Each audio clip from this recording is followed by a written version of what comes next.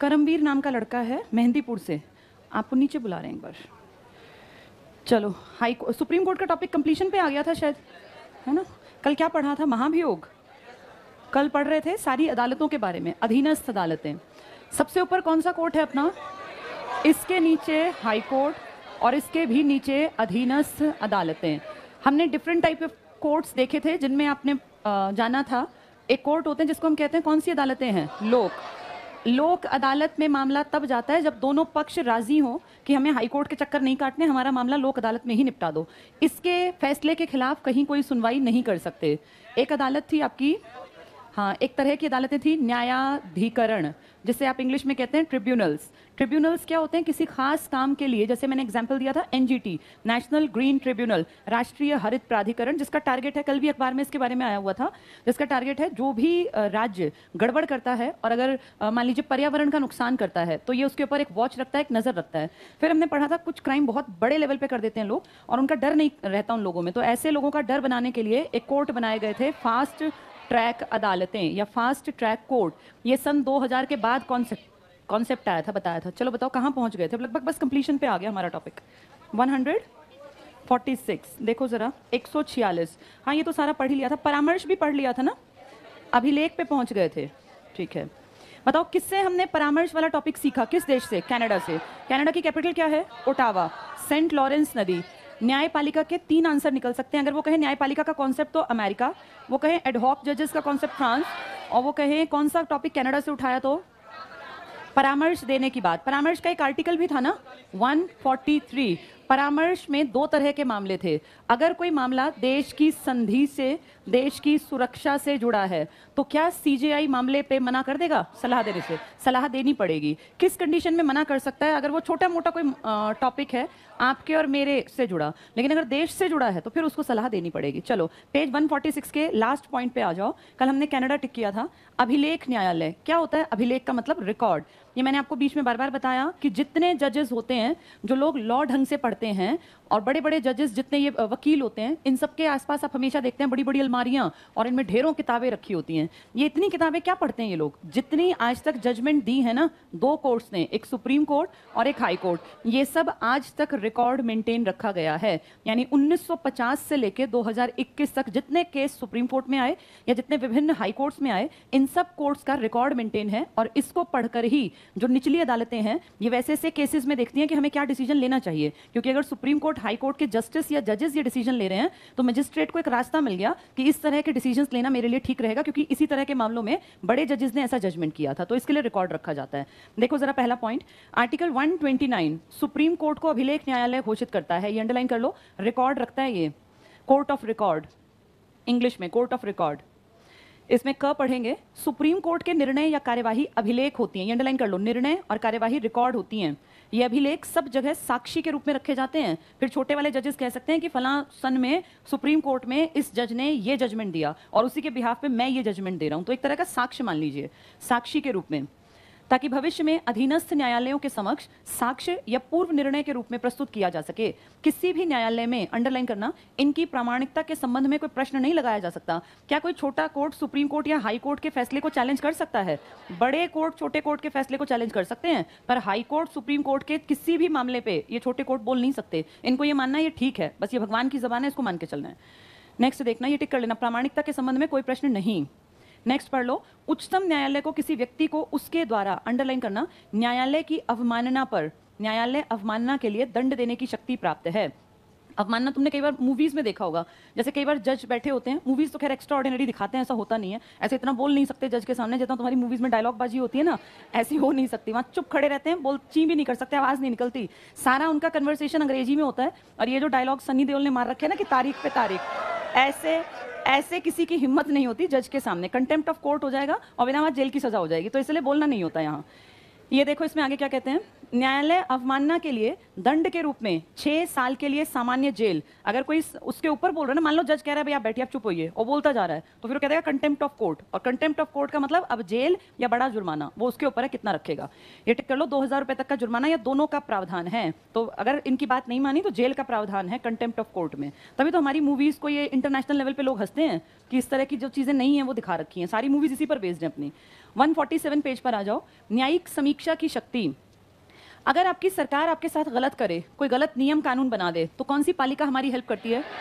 न्यायपालिका। अगर आपकी सरकार या आपकी Lok Sabha plus Rajya Sabha plus president of India, जिसको आप कहते हैं संसद, गलत कानून बना दे, तो क्या उसकी समीक्षा की जा सकती है? क्या उसके ऊपर पुनः विचार किया जा सकता है? बिल्कुल। और अगर उसमें गलती पाई गई तो फिर इनको खत्म भी कर सकते हैं। अमेंडमेंट कौन सा खत्म कर दिया था? 99वां। वो अलग बात है कि इनका ही था। चलो पढ़ेंगे। संविधान का आर्टिकल 137 सुप्रीम कोर्ट को अपने द्वारा सुनाए गए निर्णय या दिए गए आदेशों के पुनर्विलोकन या पुनर्विचार की शक्ति प्रदान करता है। सरकार के ऊपर तो कर ही सकते हैं, ये अपनी चीजों को भी पलट सकते हैं। कल शायद मैंने जिक्र किया था कि समय आने पर नीड के अकॉर्डिंग क्या हमारे कॉन्स्टिट्यूशन में चेंजेस किए जा सकते हैं। मैंने आपको एक एग्जाम्पल दिया था, संपत्ति का अधिकार। पहले क्या औरतों की संपत्ति में कोई भागीदारी थी? नहीं ना। समय बीता और औरतों ने भी इस हक के लिए डिमांड की, आज संपत्ति में बराबर की हकदार है महिलाएं। तो देखो, बता रहे हैं अपनी ही बात को पलट सकते हैं। तो पुनर्विचार या समीक्षा की शक्ति प्रदान है। क्या न्यायालय अपने दिए हुए जजमेंट से आगे जाके चेंज कर सकता है जजमेंट को? बिल्कुल कर देगा। नेक्स्ट देखना, परंतु सुप्रीम कोर्ट की यह शक्ति संसद द्वारा निर्मित किसी विधि तक ही है, लेकिन वो किससे जुड़ा हुआ होना चाहिए? कानून से। नेक्स्ट पॉइंट, सुप्रीम कोर्ट के न्यायिक समीक्षा की शक्ति का प्रयोग विभिन्न मामलों में किया गया। जैसे अंडरलाइन कर लो, गोलकनाथ मामला। तुम जानते हो पंजाब के एक बहुत बड़ी प्रॉपर्टी का आदमी था, संपत्ति के अधिकार के ऊपर इसने फिर ब्लेम लगाया था। केशवानंद भारती मामला 1973, केरल में भूमि विवाद था ये, और ये मंदिर और महंत और संत वाली उस तरह की जमीन के ऊपर। मिनर्वा मिल्स मामला, यहाँ लिख लो 1980, 1980। इसमें सन नहीं लिखा मिनर्वा मिल्स में, और इसमें लिखो क्या था? आर्टिकल 368, 368, अनुच्छेद 368 का एक खंड इनवैलिड बताया गया। एक कोई उसका क्लॉज था जिसको कह दिया ये इनवैलिड है। आर्टिकल 368 का एक खंड इनवैलिड बताया गया। तो इनवैलिड मतलब अवैध, भाई ये ठीक नहीं है, ये गलत है। आर्टिकल 368 किससे संबंधित है याद है तुम्हें? संविधान की किताब बदलना, संविधान में संशोधन करना। यानी 3 बड़े मामले हैं जिनमें सुप्रीम कोर्ट अपनी ही बातों को बदल के सामने आया। पहला मामला कौन सा देखा तुमने? क्या लिखा है इसमें? गोलकनाथ। गोलकनाथ के बाद क्या था? केशवानंद भारती मामला। और फिर तीसरा क्या था? Minerva mills. मिनर्वा मिल्स किस सन का है? ये 1980 का, 1973, 1967।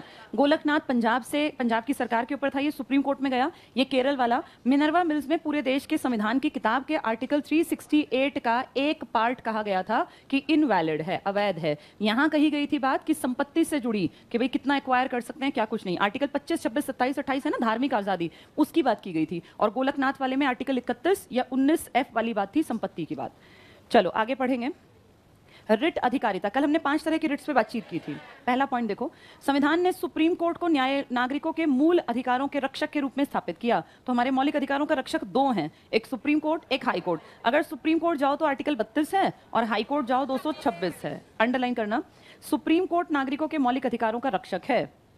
अगला पॉइंट भी, मौलिक अधिकारों की रक्षा के लिए supreme court, very very important, article 32 के तहत 5 प्रकार की रिट जारी करता है। बंदी प्रत्यक्षीकरण, जिसमें कितने घंटे में पेशी, और ये पुलिस ले जाती है पकड़ के, अगर पेश नहीं करती तब उसके घर वाले, उसकी वाइफ, उसके माँ बाप, उसके भाई बहन, उसके बेटा बेटी, कोई भी हाई कोर्ट या सुप्रीम कोर्ट में अर्जी डाल सकते हैं। परमादेश किस पे था? बड़े अधिकारी पे, भाई अपना काम करो। यहाँ लिख लो पदाधिकारी, परमादेश के पास, वहां लिख लो 24 घंटे, फिर याद आ जाएंगे जब भी पढ़ोगे। बंदी प्रत्यक्षीकरण में 24 घंटे में सशरीर प्रस्तुत करना इसका मतलब होता है। परम आदेश पदाधिकारी को दिया जाता है। और इसके बाद अगली लाइन में लिखा है प्रतिषेध और उत्प्रेषण, ये कोर्ट्स के लिए थे दोनों। यहाँ लिख लो कोर्ट्स, अधीनस्थ न्यायालय। और अधिकार परीक्षा, ये पदाधिकारी, भाई किस अधिकार से इतना काम किया। अब बताओ, हाई कोर्ट ज्यादा पावरफुल है रिट्स में या सुप्रीम कोर्ट? कितनी रिट हैं? 6। इंटरिम रिलीफ करके थी ना, इंजंक्शन करके, ठीक है। इसके बाद आ जाओ न्यायिक पुनर्विलोकन, जुडिशियल रिव्यू। पहले पॉइंट में टिक करना, सेकंड लाइन, संविधान के आर्टिकल 13 में जुडिशियल रिव्यू की बात की गई है।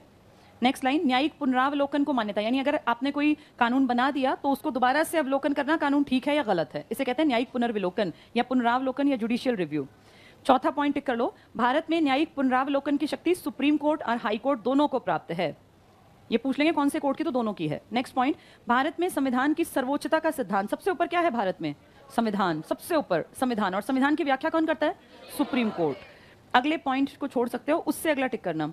संविधान के अनुच्छेद 13 और 32 मौलिक अधिकारों के संबंध में सुप्रीम कोर्ट को इसी प्रकार की शक्ति प्रदान करते हैं। 13 कहता है न्यायिक पुनर्विलोकन कर सकते हैं, और 32 कहता है सीधा रास्ता खुलता है आम आदमी का सुप्रीम कोर्ट में। क्या लागू करवा सकता है? रिट। कितनी तरह की? 5। यही है 32। इसमें पहला टिक कर लो। न्यायिक पुनर्विलोकन की 2 शक्तियां, संघात्मक और मौलिक अधिकार। मौलिक अधिकार का कौन सा आर्टिकल याद रखोगे? 32। संवैधानिक उपचारों का अधिकार, यहां लिख लो मौलिक अधिकारों के पास। आर्टिकल 32 कॉन्स्टिट्यूशनल रेमेडी बोलते हैं इसको, संवैधानिक उपचारों का अधिकार। नेक्स्ट पॉइंट पढ़ना। भारत में न्यायिक पुनरावलोकन शक्ति का आधार कानून द्वारा स्थापित प्रक्रिया है।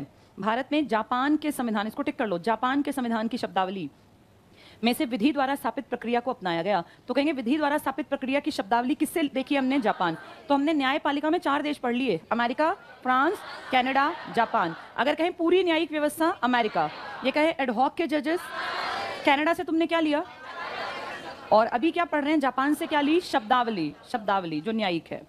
अन्य शक्तियों पे आ जाओ। पहला पॉइंट टिक करना, संघ लोक सेवा आयोग। क्या होता है ये? यूपीएससी।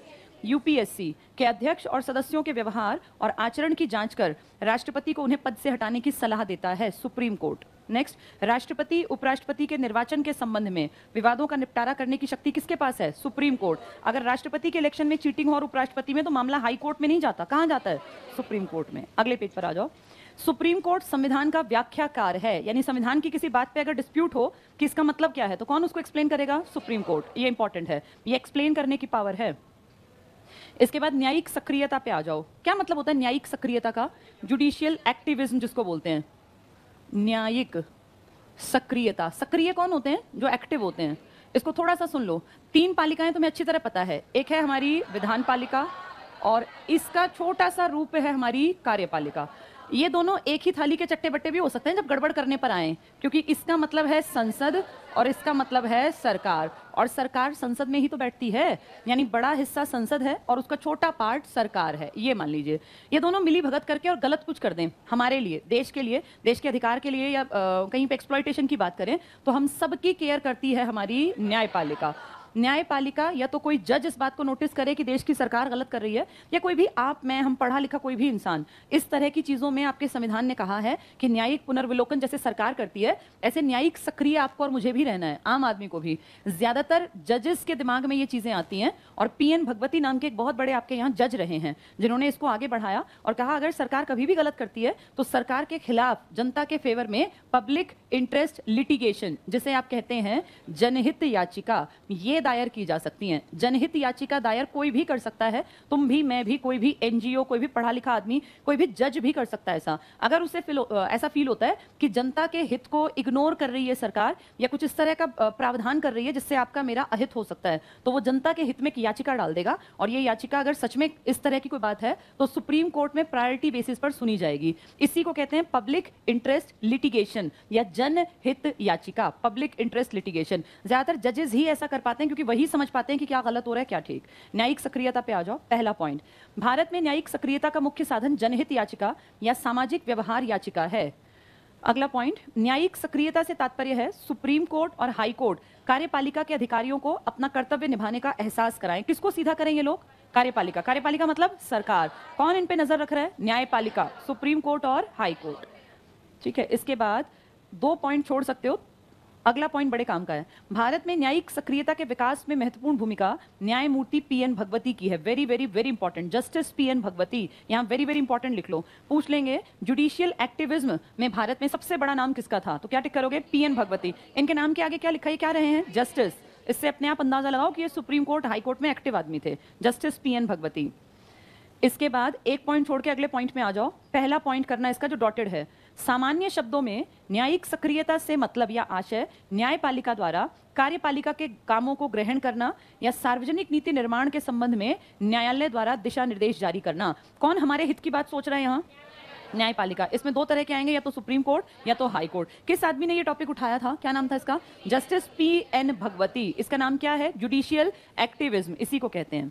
1 पॉइंट छोड़ के अगला पॉइंट टिक कर लेना। जनहित याचिका, PIL, इंग्लिश में टिक कर लो, पब्लिक इंटरेस्ट लिटिगेशन, न्यायिक सक्रियता का एक उपकरण है। PIL बहुत इंपॉर्टेंट है। 1 पॉइंट छोड़ के अगला पॉइंट, न्यायिक सक्रियता द्वारा न्यायालय ने जनहितवाद के माध्यम से समाज के कमजोर वर्गों, विशेषकर आर्थिक और सामाजिक दृष्टि से शोषित वर्गों के हितों का संरक्षण किया। तो जनहित याचिका कौन दायर कर सकता है? कोई भी आदमी। कहां दायर होती है? तो हाई कोर्ट में या सुप्रीम कोर्ट में, जब क्या लगे उनको कि कौन एक्सप्लॉइट कर रहे हैं लोगों को? सरकार ऐसी नीतियां बना रही है। पहला पॉइंट पढ़ लो, जनहित याचिका लोकहितवाद का। लोकहितवाद न्यायिक प्रक्रिया का नया दृष्टिकोण है। सेकंड पॉइंट, इसकी उत्पत्ति आर्टिकल 226, ये अंडरलाइन कर लो। आर्टिकल 226 तो हम बार बार पढ़ रहे हैं। हाई कोर्ट का रास्ता खुलता था आम आदमी के लिए, वही है ये। यहां लिख लो, सीधे हाई कोर्ट, मौलिक अधिकारों से जुड़ा मामला सीधे हाई कोर्ट में आर्टिकल 226 से जाता है। इसी में जनहित की बात की गई है। नेक्स्ट पॉइंट टिक करना, जनहितवाद सार्वजनिक हित से जुड़े हुए वाद हैं जिनमें समाज के शोषित, निर्धन और असहाय लोगों के हितों की रक्षा की जाती है। एक एग्जांपल देती हूं, ज्यादा अच्छा समझ में आएगा। 9वीं या 10वीं क्लास में, 10वीं में है शायद, ये दिखाया भी गया है। एक पिक्चर बनाई गई है और वहां पे एक बहुत बड़ी बिल्डिंग है, मतलब बहुत रिच लोग रहते हैं। इसमें बहुत सारे बढ़िया बढ़िया फ्लैट्स बने हुए दिखा रखे हैं।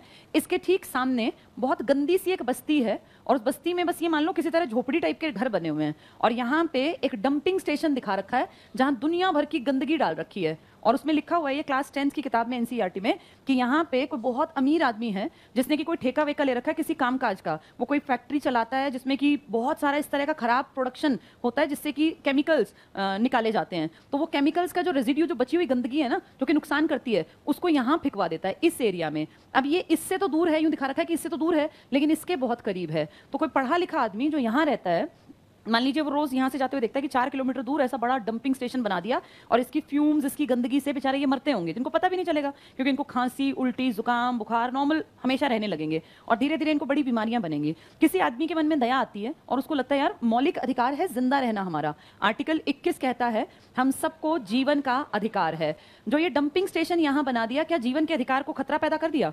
बिल्कुल कर दिया। ये बीमारी भी तो होंगी इनको, और ऐसी बीमारियां पता नहीं उनसे अल्फा बीटा गामा कैसी रेडिएशंस निकलेंगी, आदमी को कैसी बड़ी भयानक बीमारी हो जो पता भी ना चले। किसी जज के मन में आया कि इनके साथ गलत कर रहा है ये अमीर आदमी और ये डंपिंग स्टेशन, इसको यहाँ से हटवाना चाहिए, तो वो इसके खिलाफ दायर कर देगा PIL। इससे पंगे नहीं लेगा वो कहेगा हमारे इलाके में इस जगह पर इस तरह की एक बड़ी बस्ती है जहाँ छोटे बच्चे भी हैं, बुजुर्ग भी हैं, जवान भी हैं, और यहाँ पे एक डंपिंग स्टेशन बना दिया जिससे कि इस तरह की रेडिएशंस निकल रही हैं जो लॉन्ग रन में 10-20 साल बाद इन लोगों को कैंसर की बीमारी से पीड़ित कर देंगी। अब इसने ये जीने के अधिकार आर्टिकल 21 के तहत पब्लिक इंटरेस्ट लिटिगेशन PIL जनहित याचिका ये दायर कर दी। मान लीजिए किसी हाई कोर्ट में या सुप्रीम कोर्ट में, तो फिर सुप्रीम कोर्ट संज्ञान में लेगा और वहां से ऑर्डर जाएगा। जिस पुलिस चौकी के आसपास ये पड़ता होगा ना कि भाई देखो जरा क्या मैटर है, फिर पुलिस आके कार्यवाही करेगी, रिपोर्ट बनाएगी, फिर वहां दायर की जाएगी और फिर जिस आदमी ने ये कर रखा है उसको बुलाया जाएगा और कहा जाएगा भाई आपने मौलिक अधिकार छीन लिया लोगों का, जीने का अधिकार, क्योंकि आपकी जो ये गंदगी आप डालते हो इसकी रेडिएशन से इनके जीवन को खतरा है। तो इस तरह कोई भी पढ़ा लिखा आदमी शोषित, गरीब और दलित लोगों को जब एक्सप्लॉइट किया जाए और उनको पता भी ना चले। अब इस बस्ती में रहने वालों को थोड़ी पता है कि कैसी कैसी बीमारियां होने वाली हैं, ये तो कोई पढ़ा लिखा आदमी जानता है कि गलत हो रहा है। ऐसे लोग क्या दायर कर सकते हैं? PIL। तभी कह रहे हैं ये जुडिशियल एक्टिविज्म है। ये आर्टिकल 226 कहां का रास्ता खोल देता है? हाई कोर्ट का। चलो आगे टिक करना इसमें। तो तीसरा पॉइंट हमने पढ़ा, सार्वजनिक हित से जुड़े वाद, समाज के शोषित, निर्धन, असहाय लोगों के हितों की रक्षा। अगला पॉइंट, भारत में लोकहितवाद न्यायिक सक्रियता का लक्षण है। अगर आपके देश में लोग न्यायिक रूप से सक्रिय हैं तो वो गलत को होने नहीं देंगे और PIL लगा देंगे। नेक्स्ट पॉइंट, जनहितवाद संविधान के आर्टिकल 39A। आर्टिकल 39A क्या है एक बार बोर्ड पे देख लो। तुम्हारे देश के संविधान की किताब में भाग बने हुए हैं। भाग कितने भाग हैं? 22 है ना। ये भाग कितने से कितना है? 1 से 4, ये 5 से 11, 12 से 35, 36 से 51। इसके बीच में क्या लिखा है? 39। ये 39 कहता है 6 तरह की बातें, सबके लिए अच्छा माहौल हो, आदमी औरतों के लिए अच्छा माहौल हो, बच्चों के लिए, सुकुमार अवस्था के लोगों के लिए, वही मेंशन कर रहे हैं। यहाँ लिख लो जहाँ लिखा 39A, यहाँ लिखो भाग 4 DPSP का पार्ट है। भाग 4 directive principles of state policy या नीति निर्देशक तत्वों का, नीति निदेशक तत्व, इसका पार्ट है ये जो ये PIL से जोड़ के तुम्हें समझा रहे हैं। 39 के पास लिख लेना भाग 4 DPSP directive principles of state policy, राज्य के नीति निर्देशक तत्वों का हिस्सा, उसमें 39 भी आ गया। आगे अंडरलाइन करो 39A में सामाजिक न्याय के उद्देश्य की प्राप्ति में सहायक महत्वपूर्ण उपकरण। 39 में सबकी भलाई की बात करता है, तो लोकहितवाद, जनहितवाद वही होता है। ठीक है, इसके बाद अगले पेज पे आ जाओ। सुप्रीम कोर्ट की स्वतंत्रता। क्या सुप्रीम कोर्ट आजाद है या ये दबाव में काम करता है? आजाद है, शुक्र है आजाद है, तभी PIL लग सकती है, अदरवाइज तो लगती नहीं। पर आजकल एक गड़बड़ देखने में आ रही है। कुछ सालों से हम देख रहे हैं कि कुछ लोग जो हाई कोर्ट से और सुप्रीम कोर्ट से रिटायर हो जाते हैं, यहाँ से रिटायर होते हैं 62, यहाँ से 65। रिटायरमेंट के बाद इनकी ना बैकडोर एंट्री करवाने लग गए हैं राज्यसभा में। लोकसभा में तो जनता बनाती है, तो वहां तो पॉसिबल नहीं है, लेकिन राज्यसभा में हम सब जानते हैं, हमें तो कानो कान खबर भी नहीं होती। 1/3 मेंबर कितने साल बाद हट जाते हैं? 2 साल। जिन्हें काम करते हुए कितने साल हो गए? अब 2022 में कुछ लोग हटेंगे, और कुछ क्या, बहुत सारे हटेंगे। 1/3 किसका 1/3 निकालते हो? 245 का, यानी काफी सारे लोग हटेंगे, और अगले साल काफी सारे लोग रिटायर भी होते होंगे हाईकोर्ट से। तो जो सरकार के पक्ष में काम करने लग गए ना, आजकल उनकी बैकडोर एंट्री बना दी, एक रास्ता खोल दिया। ये ठीक कर रहे हैं, गलत कर रहे हैं? क्योंकि यहां जाने के लालच में ये यहां की सिटिंग्स को प्रभावित कर रहे हैं, और अगर मामले गलत डिसीजन के साथ सामने आएंगे तो धीरे धीरे लोगों का न्यायपालिका पे से विश्वास उठ जाएगा। न्यायपालिका होनी चाहिए बिल्कुल साफ बेदाग, जो ये पता हो कि जब इन्होंने कह दिया तो ये न्यायमूर्ति हैं। भाई जस्टिस का मतलब क्या, आप शक भी नहीं कर सकते। लेकिन अगर ये लालच में आके इधर का रास्ता पकड़ रहे हैं तो कहीं ना कहीं सरकार सारे अपने पक्ष में फैसले भी तो करवाने में पॉसिबल हो जाएगा ना, कि भाई हमारे फेवर में ये काम कर दो और तुम्हारी रिटायरमेंट के बाद पक्की एक सीट हो गई 6 साल की, आराम से बैठ के मौज करना, खाना पीना। जनता से कोई मतलब नहीं, क्योंकि ना तो जवाबदेही होती राज्यसभा की, ना ही कोई इस तरह की क्वेश्चनिंग हम कर सकते हैं। तो ये गलत है। कायदा क्या कहता है, जो तरीका होता है वो ये कि बिल्कुल स्वतंत्र रहे। कौन सी पालिका? हाँ, इसको सिर्फ न्याय से मतलब हो, और इन लोगों को रिटायरमेंट के बाद कहीं काम इस तरह से कम नहीं जाना चाहिए जिसमें ये एमपी बन जाए। और अगर बनना ही है तो इतने चहीते एमपी बनो कि जनता तुम्हें चुन के आगे भेजे। जैसे राज्यसभा की एंट्री होती है बैकडोर एंट्री, वो सबको पता है, उसमें कोई जनता का फेवरेट नहीं बनना होता। अगर इनको इलेक्शन लड़ना ही है तो जनता के बीच में जाके लड़े, ताकि जनता इनको अपनी पसंद से एमपी बनाए। लेकिन जो ये पीछे वाला रास्ता है ना, ये न्यायपालिका के ऊपर 100% प्रभाव डाल रही है। कौन सी पालिका? और ये तो अच्छी बात नहीं है, क्योंकि कार्यपालिका में मजबूत बैठ जाती है बनके सरकार, और अगर सरकार के सिर पे डर नहीं होगा न्यायपालिका का तो ये सारे काम अपने हिसाब से कर लेंगे। फिर तो ये जैसा चाहेंगे भारत को मोल्ड कर लेंगे, जो कहीं ना कहीं आगे जाके तुम्हारा और मेरा नुकसान भी कर सकता है। इसलिए गलत है ये। चलो पढ़ें। सर्वोच्च न्यायालय की स्वतंत्रता। तीसरा पॉइंट टिक करना, न्यायाधीशों की नियुक्ति में कार्यपालिका के हस्तक्षेप का अभाव है। कोशिश तो बहुत की तुम्हारी कार्यपालिका ने। कौन सा अमेंडमेंट कर दिया था? 99वां। वो तो ये खुद ही समझदार थे, इन्होंने कहा तुम कौन हो हमें बुलाने वाले। अदरवाइज इन्होंने कहा था सबके सिर पे किसका हाथ रहेगा? पीएम का, जो कि गलत होता। एक पॉइंट छोड़ के अगला पॉइंट टिक करना, न्यायाधीशों को प्राप्त विशेषाधिकार, यानी न्यायाधीश के अपने कर्तव्य पालन में किए गए आचरण पर संसद या राज्य विधानमंडल के किसी सदन में चर्चा नहीं की जा सकती। ये हटा सकते हैं महाभियोग जैसी प्रक्रिया। 2 कारण बताए गए थे, कौन कौन से? या तो कदाचार, भाई व्यवहार गलत था, या फिर अक्षमता। तो ये ऐसे चर्चा नहीं करते, ये तो हटाने के लिए फिर प्रोसेस चलाते हैं। अगला पॉइंट टिक करना, न्यायपालिका को अपनी अवमानना के लिए दंड देने की शक्ति प्राप्त है। इस शक्ति द्वारा न्यायालय अपनी मर्यादा और प्रतिष्ठा को बनाए रखता है। कंटेम्प्ट ऑफ कोर्ट मैंने बताई दिया आपको, 6 साल की सजा भी है। नेक्स्ट टिक करना, न्यायाधीशों को प्राप्त होने वाले वेतन भत्ते भारत की संचित निधि पर भारित होते हैं। ये क्या होते हैं? देखो, कुछ चीजें होती हैं जिसके लिए लिखते हैं भारित। संचित निधि, संचित निधि क्या है? कंसोलिडेटेड फंड, संचित निधि।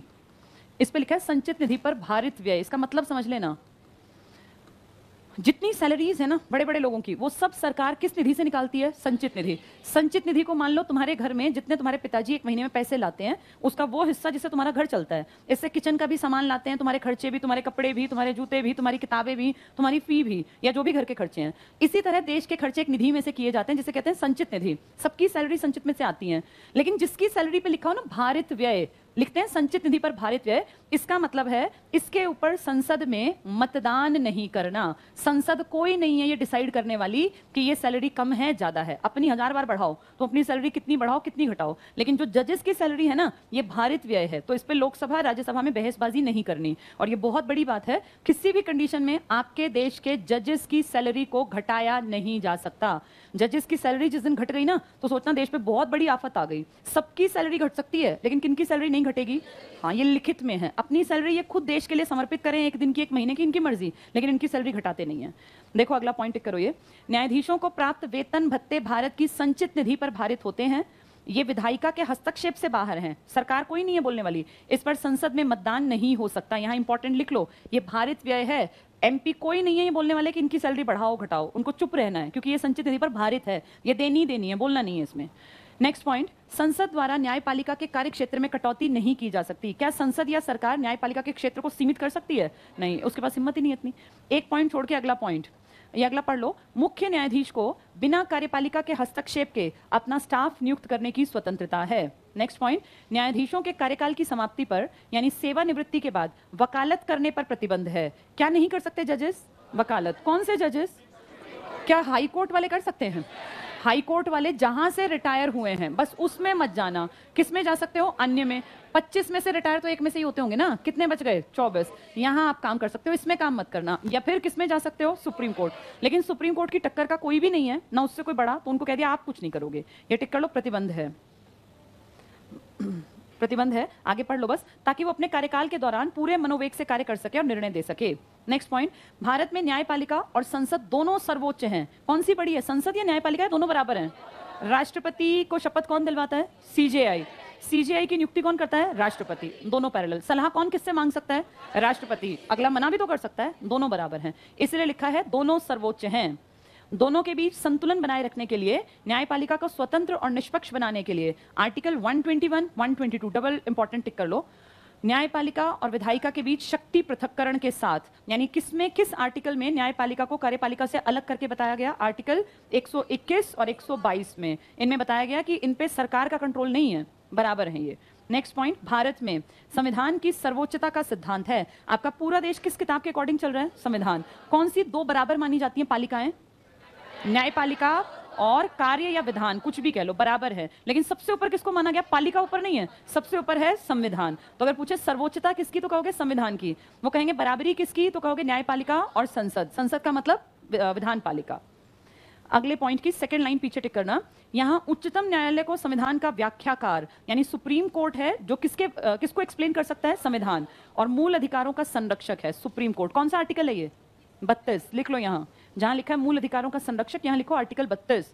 तो किताब को एक्सप्लेन भी सुप्रीम कोर्ट करेगा और हमारे मौलिक अधिकारों को भी सुप्रीम कोर्ट देखेगा। जनहित याचिका किसकी देन है? क्या नाम था? Justice PN Bhagwati. PN Bhagwati. कहां डाल सकते हैं जनहित याचिका? हाई कोर्ट में भी और सुप्रीम कोर्ट में भी। अब नीचे टेबल पे आ जाओ, पहला टेबल में टिक करो हरीलाल जे कानिया। ये कराया भी था शायद एक दिन। इनका टाइम पीरियड देखना, जनवरी 1950 से 1951। ये किस चीज में रहे थे पहले? ये फेडरल कोर्ट के चौथे जज। लिख लो, यहाँ लिखो फेडरल कोर्ट के अंतिम जज थे। Federal court, FEDERAL, federal court के अंतिम और सुप्रीम कोर्ट के पहले चीफ जस्टिस। फेडरल कोर्ट किस सन में बना था? 1937 में, गवर्नमेंट ऑफ इंडिया एक्ट 35 के आधार पर। इसके बाद अगले पेज पे आ जाओ, M हिदायतुल्ला लिखा है, देखो M हिदायतुल्ला क्या बने थे ये 2 बार एक्टिंग प्रेसिडेंट ऑफ इंडिया। एक बार तो बने थे जाकिर हुसैन की मौत के बाद, और एक बार बने थे जब ज्ञानी जैल सिंह जी इलाज कराने अमेरिका चले गए थे। मैंने पहले भी लिखवाया होगा शायद, है ना। इसके बाद 14th नंबर पे करो AN रे। क्या खास हुआ था यहाँ? बड़े जज को ना बना के तीसरे और 5वें जज को बनाया। इंदिरा गांधी की सरकार थी ना ये। यहाँ लिख लो, लिखो कोलेजियम को फॉलो नहीं किया। कोलेजियम तो खैर एग्जैक्टली 92-93 में आई, लेकिन हमारे याद रखने के लिए कर रहे हैं। सीनियर मोस्ट जज नहीं बन पाया था AN रे। और 16th नंबर पे टिक करना, YV चंद्रचूड़ लिखा है। यहाँ लिखो सबसे लंबा कार्यकाल, सबसे लंबा कार्यकाल YV चंद्रचूड़ का। 17th पे PN भगवती लिखी, अभी पीछे भी पढ़ के आए, क्या था ये? हाँ, पब्लिक इंटरेस्ट लिटिगेशन। लिख लो भगवती जी के पास PIL या जनहित याचिका, इनके कारण आगे आई थी जनहित याचिका। 17वें नंबर पर PN भगवती। ठीक है, इसके बाद हाँ, एक मैंने RS पाठक कराया होगा इंटरनेशनल कोर्ट ऑफ जस्टिस में जो गए थे ना। ठीक है, इसके बाद तो बस अब नीचे पहुंच जाओ। जो प्रेजेंट में है कौन है वो? NV रमन्ना, अभी बने ना इसी साल 2021 में। हाँ, नुथलापति वेंकट रमन्ना पूरा नाम है, तुम NV रमन्ना कर लो। इनसे पहले कौन हटे हैं? शरद अरविंद बोबड़े जी 47। अब कौन से नंबर के हैं ये? 48 हैं, 48। ठीक है, तो हमने ये टॉपिक कर लिया। अब हाई कोर्ट्स पे आओ, इससे जुड़ा टॉपिक हाई कोर्ट्स का। हाई कोर्ट्स हैं पेज नंबर 201 पर। ये भी एक दिन तुम्हें शुरू कराया था, समझाया भी था। पेज 201 पे देखो, हाई कोर्ट का टॉपिक मैंने एक दिन मेन सा टॉपिक कराया था। 202 का टेबल भी करवा रखा है ना। ठीक है, नीचे वाला टॉपिक शायद नहीं हुआ था, नहीं हुआ ना, क्योंकि ये इस जैसा ही है। चलो पेज 202 पर आ जाओ।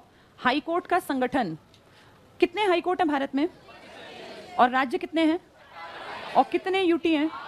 कितने हो गए? जबकि हाई कोर्ट कितने हैं? इसका मतलब कई सारे साझा निभा रहे हैं, है ना। जैसे हरियाणा, पंजाब, चंडीगढ़, अंडमान निकोबार, कलकत्ता, केरल के साथ लक्षद्वीप है, तमिलनाडु, पौंडीचेरी इकट्ठे। हाँ, ऐसे बहुत सारे। ये साझे वाली बात कौन डिसाइड करता है? संसद। किसी भी हाई कोर्ट में नंबर ऑफ जजेस 1 प्लस क्वेश्चन मार्क, मैंने क्वेश्चन मार्क क्यों लगाया? क्योंकि हर हाई कोर्ट के जजेस की संख्या अलग अलग है और ये डिसाइड कौन करेगा? राष्ट्रपति। सबसे ज्यादा जजेस आपको मिलेंगे यूपी वाले में। कहाँ है यूपी वालों का? इनकी राजधानी में नहीं है, इनके शहर इलाहाबाद, जिसको प्रयागराज कहते हैं, यहाँ पर है। तो ये सारी बेसिक सी बातें हैं, आप लोगों को बहुत सारी तो इनमें से आती मिलेंगी। देखो जरा पेज 202 पर आ जाओ। न्यायाधीशों की नियुक्ति की प्रक्रिया, पहला पॉइंट देखना, हर हाई कोर्ट में एक मुख्य न्यायाधीश और कुछ अन्य का मतलब ये डिसाइडेड नहीं है, ये सबका अलग अलग है। न्यायाधीश होंगे जिनकी संख्या, बहुत बहुत इंपॉर्टेंट, अंडरलाइन करो संख्या, सर्कल लगा लो, संख्या निश्चित करने का अधिकार राष्ट्रपति को, दोनों पे सर्कल लगा लो, संख्या राष्ट्रपति, साझा कौन डिसाइड करती है? संसद, और वहां के जजेस का नंबर कौन डिसाइड करता है? राष्ट्रपति। इसको भूलना नहीं है, पेपर में आएगा ये। हाई कोर्ट के मुख्य न्यायाधीश की नियुक्ति, अंडरलाइन करना, भारत के राष्ट्रपति भारत के सुप्रीम कोर्ट और उस राज्य के राज्यपाल से परामर्श से करेंगे, और अन्य की नियुक्ति में उस हाई कोर्ट के चीफ जस्टिस का भी परामर्श लेंगे। ये पॉइंट समझ में आया? ये पहले एक दिन बताया हुआ है, बोर्ड पे देखो, 1+33 और 1+? इस 33 में एंट्री होती है हाई कोर्ट में से, और जिन्होंने 5 साल या तो जजमेंट कर ली हो या 10 साल वकालत कर ली हो या राष्ट्रपति की नजर में ज्ञाता हो, यहां से आदमी यहां जाता है। ध्यान से देखना बोर्ड पर, ये पहली चीज, ये दूसरी, हमने ये पढ़ रखी है। यहां से आदमी की एंट्री सुप्रीम कोर्ट में है। हाई कोर्ट में अगर मान लीजिए ये जितने भी हैं, एक एग्जाम्पल ले लेते हैं 160 वाला यूपी का, मान लीजिए ये चीफ जस्टिस हट गया, ये CJI नहीं है, CJI chief justice of India, ये सिर्फ चीफ जस्टिस है। अगर ये रिटायर हो गया 62 का होके, तो इनमें से कोई यहां आएगा। अब ये हट गया तो ध्यान से सुनना, ये चिंता है CJI की, क्योंकि उसके अंडर ही आते हैं सारे हाई कोर्ट, उसी को तो देखना भी कहां क्या हो रहा है। CJI और देश में सबसे बड़ा दूसरा आदमी कौन है? तो CJI राष्ट्रपति मिलके जिस राज्य में से आदमी हटा है या रिटायर हुआ है या उसने इस्तीफा दे दिया या मान लो महाभियोग जैसे प्रक्रिया से हट गया, तो CJI और राष्ट्रपति जिस राज्य में है ना, वहां का मुखिया होता है राज्यपाल। ये 3 आदमी बैठेंगे, डिस्कशन करेंगे। राष्ट्रपति इसलिए बुलाया क्योंकि वो देश का मुखिया है, CJI इसलिए बुलाया क्योंकि वो सारे जस्टिस का मुखिया है, तो उसको तो पता हो ना भाई मेरे अंडर कौन काम करने वाला है, और राज्यपाल इसलिए बुलाया क्योंकि ये उस राज्य का मुखिया है जहां की हाईकोर्ट काम करता है। तो ये 3 तरह के आदमी आ गए, एक देश का मुखिया, एक राज्य का मुखिया, एक न्यायपालिका का मुखिया, और इन तीनों ने डिसाइड किया कि भाई इनमें से ये आदमी, कोई एक आदमी यहां बैठेगा। ये 3 आदमी समझ में आए कौन कौन थे? अब इन 160 में से 4 रिटायर हो गए और उनको भर्ती करना है, तो अब उन चारों, मान लीजिए 4 चले गए, 156 रह गए। अब इन चारों के टाइम पे CJI, राष्ट्रपति, राज्यपाल, और एक आदमी ये भी जुड़ेगा, chief justice of that particular high court, जिस भी हाई कोर्ट में आना है। अब इसको क्यों लिया? क्योंकि इसके ही तो अंडर काम करने वाला आएगा। अब चाहे तो राज्यपाल को हटा देंगे, क्योंकि राज्यपाल की जगह अब उस राज्य का मुखिया, जो कि किस फील्ड का है, जस्टिस है कहीं ना कहीं, चीफ जस्टिस, उसको ले लेंगे। लेकिन CJI कंपलसरी आएगा और राष्ट्रपति कंपलसरी आएगा और वहां का चीफ जस्टिस आएगा। क्या ये बात समझ में आ गई? चीफ जस्टिस बनाना है तो कौन जरूर पूछना पड़ेगा, और जब नए अन्य बनाने हैं तो राज्यपाल को पूछे ना पूछे फर्क नहीं पड़ता, क्योंकि उनका मुखिया बैठा है वहां चीफ जस्टिस, तो उसकी मर्जी से बनेगा। अगले पॉइंट देखो, यही है सारे। हाई कोर्ट के मुख्य न्यायाधीश की नियुक्ति, मुख्य मतलब चीफ जस्टिस, भारत के राष्ट्रपति भारत के मुख्य न्यायाधीश सुप्रीम कोर्ट वाले और उस राज्य के राज्यपाल के परामर्श से करेंगे। क्या ये पॉइंट समझ में आ गया? अब कौन कौन आएगा हाई कोर्ट के चीफ जस्टिस के लिए? देश का मुखिया, न्यायपालिका का मुखिया और राज्य का मुखिया, यानी CJI, प्रेसिडेंट ऑफ इंडिया और गवर्नर। आगे टिक करना।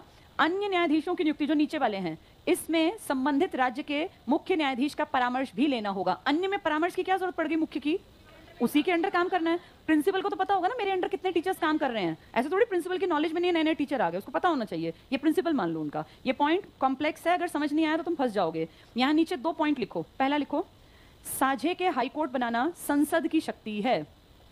साझे के हाईकोर्ट बनाना, पॉइंट है 2, पहला पॉइंट, साझे के हाईकोर्ट बनाना संसद की शक्ति है। साझे के हाईकोर्ट बनाना संसद की शक्ति है। सेकंड पॉइंट लिखो, हाईकोर्ट में जजेस की संख्या राष्ट्रपति की शक्ति है। हाईकोर्ट में जजेस की संख्या राष्ट्रपति की शक्ति है। भूल जाते हैं पेपरों तक इन बातों को, इसलिए लिखवा दिए ये।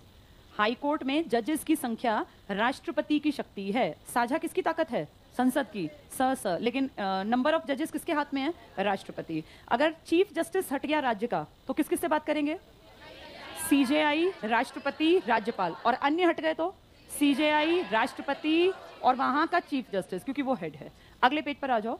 99वां संविधान संशोधन, हमें अच्छी तरह पता है, पूरी तरह से निरस्त होने वाला इकलौता अमेंडमेंट, अंडरलाइन करना। 99वां संविधान संशोधन, आगे सिर्फ पढ़ लो। 2014 राष्ट्रीय न्यायिक नियुक्ति आयोग अधिनियम 2014 द्वारा सुप्रीम कोर्ट, हाई कोर्ट के न्यायाधीशों की नियुक्ति के लिए कॉलेजियम सिस्टम को एक नए निकाय, अंडरलाइन करना, राष्ट्रीय न्यायिक नियुक्ति आयोग, इंग्लिश में टिक कर लो, national judicial appointment commission, 99th constitutional amendment act 2014।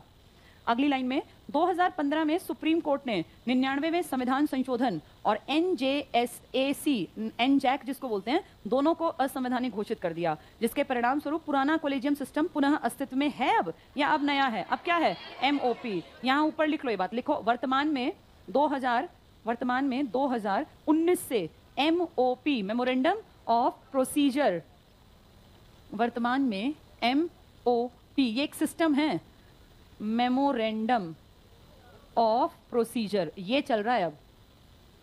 Memorandum of procedure कार्य के अनुसार लिख लो, के अनुसार जजेस बनते हैं, ठीक है? तो MOP के अनुसार। चलो अगले पॉइंट पर आना। आर्टिकल 224 के अनुसार मुख्य न्यायाधीश को अधिकार दिया गया कि वह आवश्यकता पड़ने पर राष्ट्रपति की पूर्व अनुमति लेकर किसी हाईकोर्ट के किसी भी अवकाश प्राप्त न्यायाधीश को तदर्थ न्यायाधीश, तदर्थ कौन थे? ये एडहॉक, ये बताया था ना मैंने, एडहॉक ले सकते हैं। किससे लिया एडहॉक का? फ्रांस से। यहाँ लिख लो, फ्रांस से सीखा एडहॉक के पास।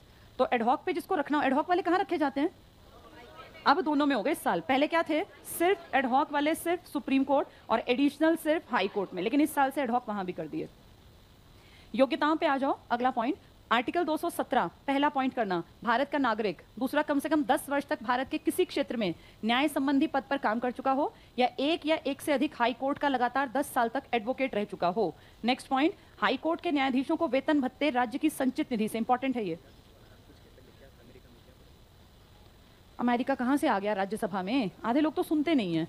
मैंने आप लोगों को बताया था अपने यहाँ पर सबसे बड़ा कोर्ट कौन सा है? Supreme court. ब्रिटेन में सुप्रीम कोर्ट जैसी पावर हाउस ऑफ लॉर्ड्स के पास है, LORDS। इसमें अमेरिका कहीं नहीं आएगा। अपनी राज्यसभा का पुराना नाम क्या था? नहीं, अपनी राज्यसभा का काउंसिल ऑफ स्टेट्स। कब बदला राज्यसभा? 1954 में। ये बहुत बार पेपर में पूछते हैं राज्यसभा का पुराना नाम क्या था, तो इसका नाम था काउंसिल ऑफ स्टेट्स, ये नाम था इसका। अभी क्या टॉपिक मुझे पढ़ाना था? अगली हेडिंग क्या है? योग्यताएं ना। अच्छा हाँ, ये इंपॉर्टेंट टॉपिक। देखो बोर्ड पर, अब सब लोग बहुत ज्यादा ध्यान से समझना, ये पॉइंट समझने का है। सुप्रीम कोर्ट और हाई कोर्ट, इन दोनों में जजेस होते हैं 1+33 और 1+ क्वेश्चन मार्क। क्वेश्चन मार्क का डिसीजन राष्ट्रपति लेगा ना।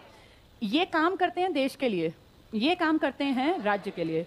इनको पैसा 2 तरीके से मिलता है, एक तो सैलरी और एक पेंशन। ठीक है, रिटायरमेंट के बाद पेंशन इनकी थोड़ी खत्म हुई है, जनता की खत्म हुई है। ना ही आर्मी, एयरफोर्स, नेवी की पेंशन खत्म की, वो तो मिलनी भी चाहिए कायदे से, इनकी भी खत्म नहीं हुई। और ना ही MPs और MLAs की। ये लोग काम करते हैं राज्य के लिए। इनकी सैलरी और पेंशन, एक डिस्प्यूट हुआ था बहुत बड़ा। इनकी सैलरी तो जिस राज्य में काम कर रहे थे, राज्य ने कहा मैं दे दूंगा, भाई मेरे लिए काम कर रहे हैं। लेकिन जब क्वेश्चन आया 62 के बाद ये रिटायर हुए, तो जिस हाई कोर्ट में किसी एक में तो थे नहीं, अब 62 साल तक कभी ये चंडीगढ़ हाई कोर्ट में काम कर रहे थे, कभी ये पुदुचेरी वाले हाई कोर्ट में यानी तमिलनाडु वाले में, कभी मान लीजिए केरल हाई कोर्ट में, कभी सिक्किम में। इन्होंने 4 हाई कोर्ट देखे थे 62 साल तक। तो पेंशन वाले की जब क्वेश्चन उठा, पेंशन कौन देगा, तो इसने कहा मेरे यहाँ काम किया था 1 साल, मैं 1 साल की पेंशन दे सकता हूँ, मैं आगे नहीं दूंगा। इसने कहा मेरे यहाँ काम किया था जी 6 महीने, मेरे यहाँ 2 साल, 3 साल। अब ऐसे सबकी पेंशन अलग अलग कैसे बंधेगी? और ऐसे तो बहुत सारे जजेस हैं, क्योंकि आप सोचो एक जगह अगर 160 है, कहीं 110, कहीं 80, कहीं 100, अलग अलग भी तो होंगे ना। तो ये बहुत बड़ी टेंशन थी। इसीलिए डिसीजन लिया गया कि ठीक है, पैसा तो देश का ही है, पेंशन इनकी देश दे देगा। काम बेशक ये किसके लिए कर रहे हैं? हाँ, राज्य दे दो सैलरी। जिसके यहाँ काम कर रहे हैं वो सैलरी तो दे सकता है, तुम्हारा काम कर रहा है। पेंशन तुम नहीं देना चाहते क्योंकि तुम्हारा ये दावा है कि भाई मेरे यहाँ तो 6 महीने काम करके गया, मैं जिंदगी भर की पेंशन क्यों दूं? तो उस कंडीशन में कह दिया इनकी पेंशन कौन दे देगा? देश। इनकी सैलरी और पेंशन दोनों देश देगा। इनकी सैलरी जाएगी राज्य से और पेंशन जाएगी देश से। हमारे देश और राज्य दोनों के पास एक फंड होता है जिसे कहते हैं संचित निधि। इसको ध्यान से सुन लो। आर्टिकल 266, देश के पास भी संचित निधि है और राज्य के पास भी। संचित निधि में जितना पैसा टैक्स से आता है, जितना रेवेन्यू कलेक्शन होता है, देश का और राज्य का अपना अपना रखते हैं। ये करोड़ों रुपयों में जाता है। अपने सारे खर्चे राज्य भी और देश भी पर मंथ के जो खर्चे हैं ना, वो इन्हीं से निकालता है। तो राज्य की संचित निधि में से सिर्फ सैलरी निकलेगी, जबकि देश की संचित निधि में से सैलरी भी जाएगी, पेंशन भी। सुप्रीम कोर्ट की भी और हाई कोर्ट की भी क्या जाएगी? पेंशन। बस सैलरी नहीं देनी देश को। सैलरी कौन देगा? राज्य। क्या ये बात समझ में आ गई? इसको एक और चीज से जोड़ लो साथ ही साथ।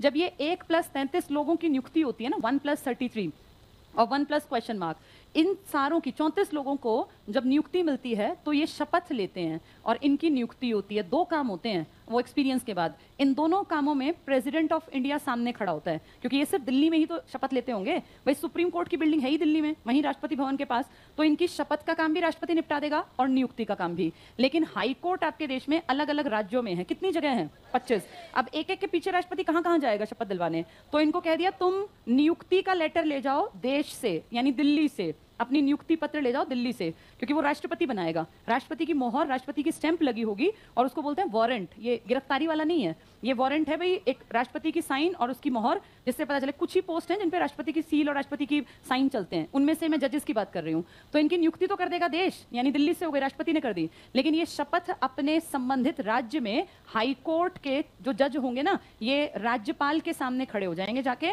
और राज्यपाल शपथ दिला देगा। हम ये भी जानते हैं कि जैसे देश में राष्ट्रपति है, ऐसे राज्य में क्या है? राज्यपाल।